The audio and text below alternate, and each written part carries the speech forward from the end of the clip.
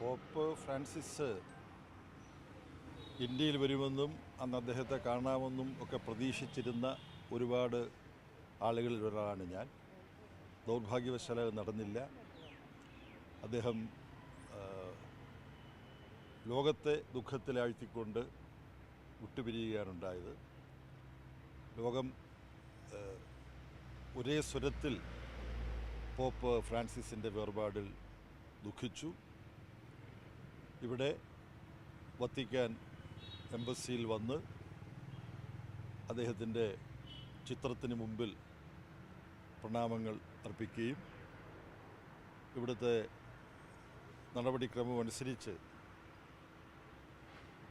Communist party of India മാർക്സിസ്റ്റിൻ്റെ അനുശോചനവും ദുഃഖവും അത് രേഖപ്പെടുത്താൻ വേണ്ടി ഇവിടെ തയ്യാറാക്കിയിട്ടുള്ള പുസ്തകത്തിൽ കുറിച്ചിടുകയും ചെയ്തു. നമുക്കെല്ലാം അറിയുന്നത് പോലെ വളരെ അസാധാരണനായൊരു മാർപ്പാപ്പ ആയിരുന്നു പോപ്പ് ഫ്രാൻസിസ്. ഫ്രാൻസിസ് എന്ന പേര് അദ്ദേഹം സ്വീകരിച്ചത് ഫ്രാൻസിസ് ഓഫ് അസീസി എന്ന 12-13 നൂറ്റാണ്ടുകളിലായിട്ട് 13-ാം നൂറ്റാണ്ടിൽ ജീവിച്ച ലോകപ്രശസ്തനായ ഒരു താരതമ്യമില്ലാത്ത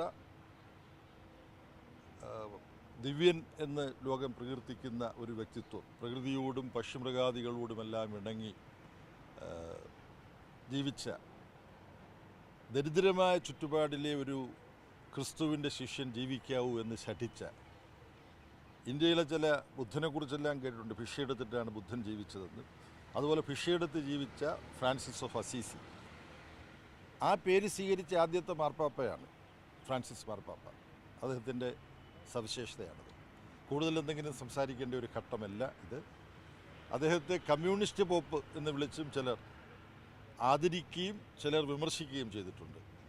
അദ്ദേഹം ഒരു പുഞ്ചിരിയോടുകൂടിയാണ് തന്നെ കമ്മ്യൂണിസ്റ്റ് എന്ന് വിശേഷിപ്പിച്ചവരോട് പ്രതികരിച്ചത്.